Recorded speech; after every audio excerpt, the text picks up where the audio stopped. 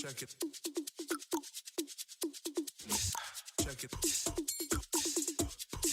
Check it out. Check it. I got you one fresh out of the box. The car. I got a freshie. Yeah. Ready to go. So we're here to talk about Josh and his Evo 5 experience Yep. over last year and this year. So we've had a few ups and downs, you would say? We have. It's been quite the journey, I would say, with this car. Let's start at the beginning of last year. So we were building this car. We were going to build new motor and all this stuff that we'll talk about in a minute. And we've also got an Evo 3 gravel car. Yep. And the first round that went to Oberon last year. Yeah, Oberon, and Yep. it did really well.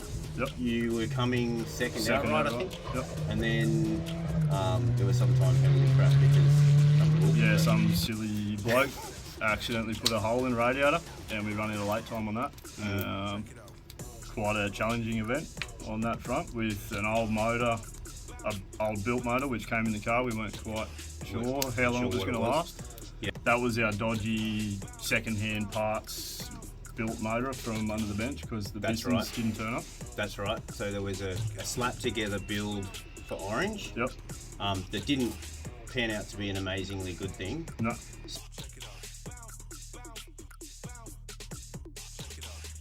So we did a new 1810 turbo, which is like an Evo 5, slightly bigger turbo. So an 1810 is a 10 blade 18G turbo, Yep. which is one step up from like a normal Evo 5 to 9 turbo, which is a 16G. Yep. It's also still twin scroll, and Evo 3s are not twin scroll, they're single scroll, and that's why we went that way, to get a bit more response, and the higher efficiency compressor, so that it would help, even with the restrictor, maybe gives a bit more top end. It wasn't amazing on that engine, but it was light years ahead of what we used to run on it in terms of response. But it wasn't amazing in terms of top end. From memory, it was like 170 or something like that.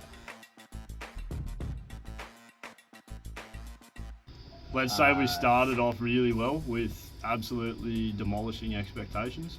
Yeah, it was really good. I think we were second outright. We were second outright within 5 seconds of Tim Wilkins off the Shire stages, which I'd never been down that far south rallying before. So that was quite an experience for us. But then unfortunately went into the night stages and a mix of fatigue, silly mistake from a driver, lack of brakes.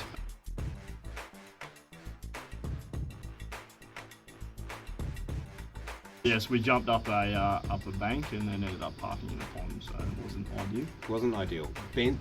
Pushed the subframe back about 80 mil from memory. Correct. Basically wrote the front half of the car off. Yep. So Testament to the roll cage. Yeah. roll cage was good. Josh is still here to talk about it. That's good. Luckily, when they flew through the air, they went between the trees, not into them. So that was good. Well planned.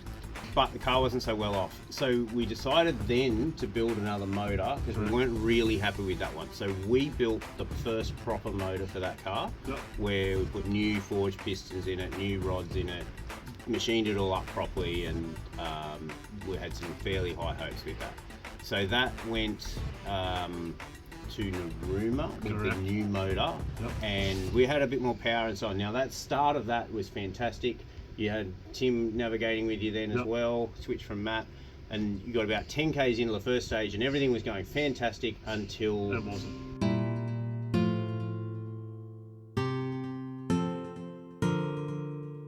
So the car still runs a heater core, or did still run a heater core, no heated windscreen or anything like that, and the 30-year-old heater core elbows failed and cracked, and no water in the motor, instant cooked the motor destroyed 10 kilometres old. Not an ideal rally. So with all that in mind, we were trying to build this, but we never kept getting to it because we then had to build another motor for the 3. So we put this one off a bit more. We got the 3 running right in the end. After that, we went to coughs.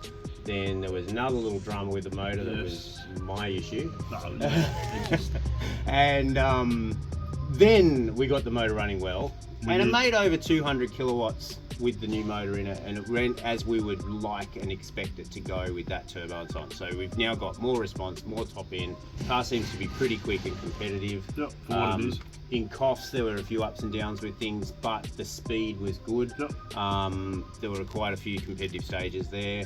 Recently, you went to Midder, which is the first state round of this year, 2023, and you came second outright in that behind Tim Wilkins, which seems to be a pattern. I've just fixed that, switched that round where we're in front. I did tell him at the podium let's swap cars to even it out, and he didn't like that idea. So. Right.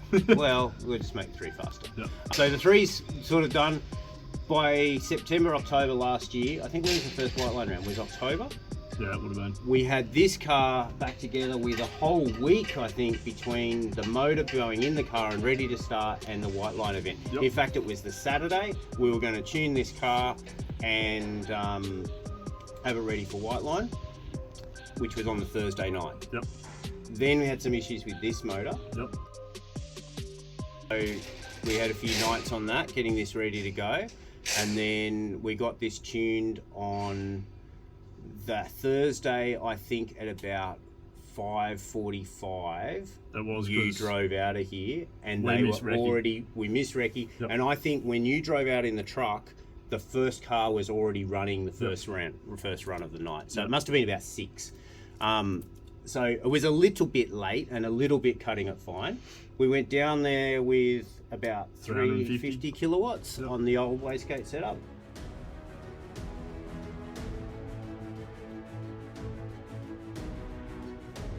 It's a car we've been heavily involved with over the years. It's had a lot of iterations, and it's a pretty cool thing. It's been fighting us lately, and it hasn't wanted to do what we would like it to do, and that is continue to run and make power and stuff. We're trying to run this in rally sprint tonight. The motor hasn't been bed in yet. Hopefully the car runs really well tonight. Josh deserves it. He's put a massive amount of effort into this. Even if it doesn't go well, at least we've tried our best, and we'll come back next time.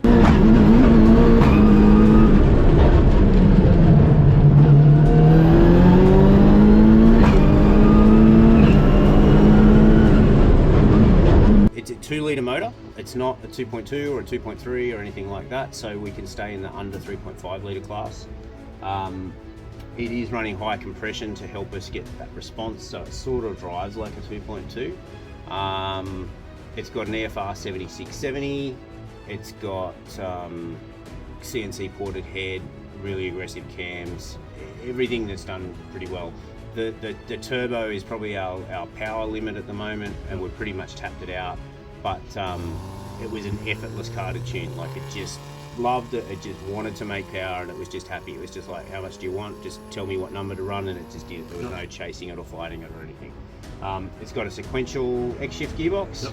It's got a built transfer by Neat. It's got the billet output spline, like a SCT output spline. Yep. Larger output. It's got an OS guy can re-diff it now. Magnus dry sump, big fuel system. It's pretty well. Pretty much it. Big cage. Josh did the cage himself. Evo 10 brakes, MCA reds. The second round, we put some power into it. Yep. So we went from 350 up to 465-ish kilowatts. So this car makes, I think, 300 kilowatts is at about 4,300 RPM.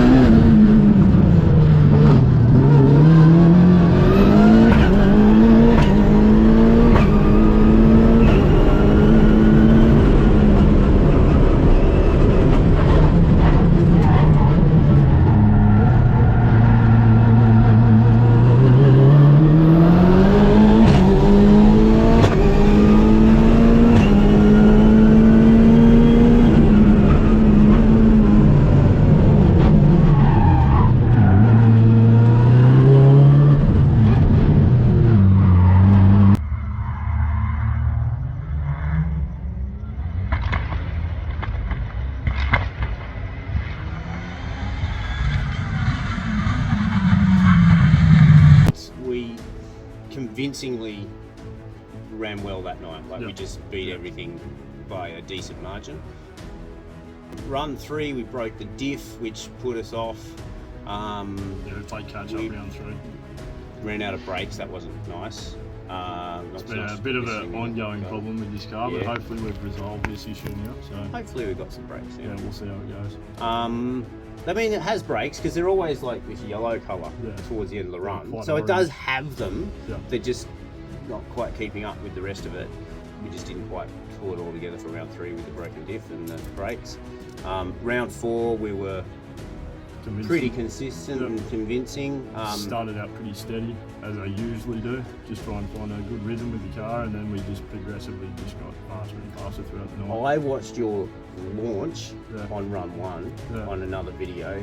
Some other Evo bloke did put a post up of it, and I reckon that I take off quicker driving with the shots than that launch was. Really? It That was bad? like it was just it's like, and it still was like faster than the 4th or 5th car. Yeah. Like it was still like it was still fast, even with like 2 seconds, 3 seconds. It was still launched. But yeah, so it's a quick car. Josh can obviously steer as well, and we're sort of hoping to win tonight. Hopefully, we win, and hopefully our other car comes second. Yep. That's our perfect world. Yep. David's car's got some fragile bits in it as well. Yeah, it's a bit of a journey. It's a bit of a run. We'll see how we go. Hopefully this round will convincingly show we're up for it, and then that'll bring us to... As we've said a few times, Steve, it's still very, very early days in the car. This will be its fifth time out being competitive, so... And it's all good and well to say, oh, it's got all this stuff in it. Like it's got this thing, and it's got big power and dry sump, and we don't have oiling problems. And It's got all this stuff in cage and suspension, but we really haven't spent.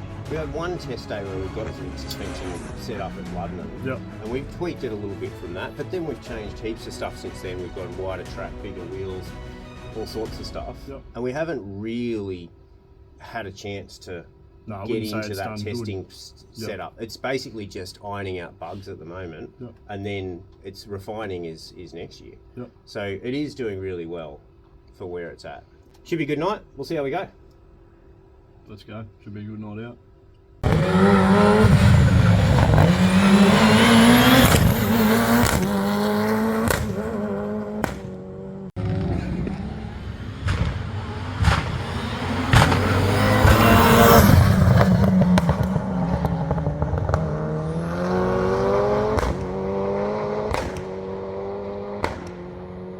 Silly question.